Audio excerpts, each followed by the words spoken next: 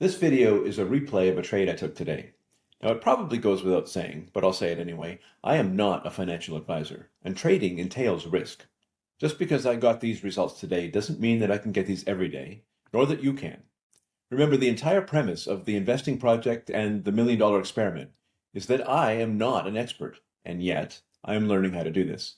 So for heaven's sake, don't just blindly copy me. Instead, find a mentor, someone who is an expert, and join their community. Pay for their mentorship.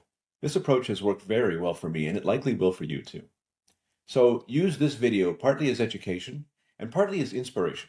After all, if I can learn this, you can too. All right, so this one, I wanted to share this because this was a constellation of things that I shouldn't do and that weren't really a great example of how to trade this.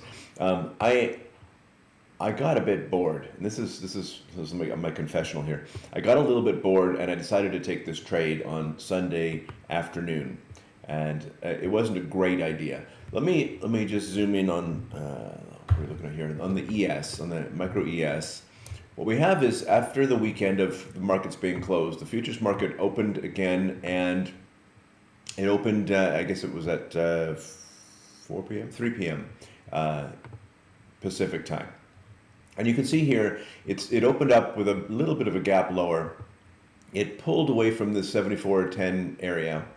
And then it came back, it retested it, and it pulled away again on the 15, this is the 15 minute that I'm looking at here. And that's when I decided to place this trade just below the 15 minutes. So I got in, what did I get in at? I got in at 74.03.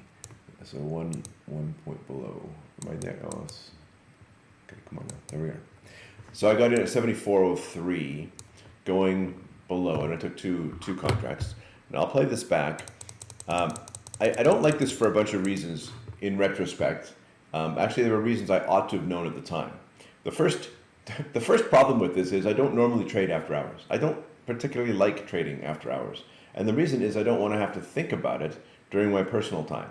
And I did this just because I was bored and I felt, what could possibly go wrong other than losing? But the fact is, as soon as I entered this trade, I wished I hadn't. And it wasn't because it immediately moved against me that I was thinking that. It was that I thought, what am I doing? This is not my bread and butter. This is not when and how I want to trade.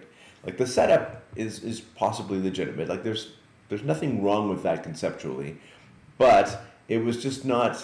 It's certainly not an A-plus setup, and it was not in my usual time frame. So anyway, I'm going to go ahead and play this back because it got. Now, part of the reason why I said, yeah, okay, I'll do this is because the risk was super small. So if you look at this, this is by default 15 points. I was able to move this all the way up to 74. Well, this was 74.09, 1, 2, 3, 74.12. So that was, what was that, 9 points of risk? What did I say? Yeah, 9 points of risk, which is pretty decent, all things considered. So I thought, okay, why not? And so we'll let this go. But then, of course, it immediately started doing nothing. I mean, particularly. So it just danced around in that spot, but didn't follow through. And that's kind of the point. And then it started to head in the wrong direction. And I thought, okay, well, this was not great. So at some point along the way here, as soon as I'm not sure if it made a new high, I can't quite remember. I got out of this. I took a manual exit for a -6. Can't exactly remember what time it was that I did that. But I'm going to go ahead and actually put that in here at 74.09. Let's just take the exit whenever I happen to get that. Because I realized this was not following through. It was not doing what I wanted it to do. So I'm out. Now by this point, I'm looking at this thing thinking, ooh, actually, this looks like a long. This looks like it's going to fill this gap up to here. I actually think this is a long. So again, I'm kind of bored.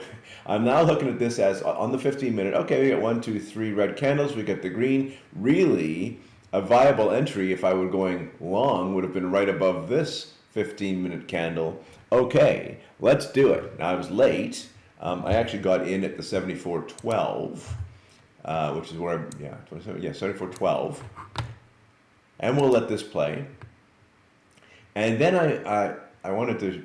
So here's the problem I had at this point. one of the reasons that I got into the first trade before I flipped to the long, the reason I got into the short was I could do it for a really small amount of risk. But now, if I look at this and say, well, really, the stop belongs down here, below, like 1, 2, 3 points below here. So the stop really belonged here at 73.88, not at 73.97. So what that actually means is I have another 9 points on top of the 15. So I have to take 24 handles of risk to take this long trade. That's actually more than I want. That's more than I think it's worth. And so I said, okay, I'm going to put it below this little mini pivot, 1, 2, 3. So I'm going to take, what was it, 12, 14, 14 handles of risk. 14 handles of risk. So slightly less than my 15, but not optimally placed. I put it right here in the middle. And sure enough, this whole blasted thing went and had a giant bar and took me out. So let's just let this go for a minute because you can enjoy all the festivities just as I did. This is how I was spending my Sunday afternoon. It's not my smartest idea. Yeah. So there we go. Nice big bar down. I don't know if it's a news bar or just what it was, but it took me out, despite the fact that I gave it 3 extra points. Took me out. So now I have a net loss of $200 on this whole exercise. About a loss of, what was it, $65 on the short and 137-ish on the long. And so I'm down 200 on something that I shouldn't have been taking anyway because it was kind of a pointless exercise. So anyway, let's just let this play because at this point I'm so disgusted I just turned the thing off and said, well, my boredom just cost me $200. I could have, I don't know, could have spent my $200 some other way. Anyhow, but then of course, naturally, as it's wont to do, it just turned around and then went up. And what was interesting here is that it went up. Now it went up very gradually, but if I had managed to stay in the thing all night, by the time the morning rolled around, it would have been pretty nicely in the profit. But that's not what happened, and I ended up down substantially for this erstwhile trade. Anyway, I'm putting this here because as a reminder to myself, if nothing else, this is not a great plan. It's not what I normally trade. It's not my wheelhouse. I like the very strong A+ setups that happen in the first hour to 90 minutes of trading on a regular trading session. This was not my bread and butter, and I really shouldn't have taken the trade. And you know what's funny is, even if this had been profitable, this was not a good trade. And the reason, not that it wasn't a good trade, it was not a good decision to put the trade on. And the reason I say that is, even if I had managed to make money on this, and I came into the next day up by, let's say, $200, it's like finding money in the seat cushion, in the couch. It's like, oh, okay, great, I'm glad I found this. But it's not like it's a regular occurrence. I don't normally trade these hours. So it's not like it's something that's going to happen very often, which means I can feel somewhat glad that it happened, but I'm not really glad the way I am when an A+ trade pays off, because that means an A+ trade means I have a system, I have a plan, a way for me to get these sorts of things on an ongoing basis at large scale. That makes me excited. But this, even if I'd won, it would be like, oh, you found some money, great, good for you, but you can't do it again, or you're not going to do it again very often because that's not when I trade it. Now, if your main strategy was indeed to trade after hours, well, that's a different thing. But for me, it's not. Anyway, the decision, win or lose, wasn't a good one. And so, just one of those insult to injury things. I shouldn't have taken the trade, and I got punched in the face as well. So, I kind of deserved it, but this is here as a reminder to me to not do that again.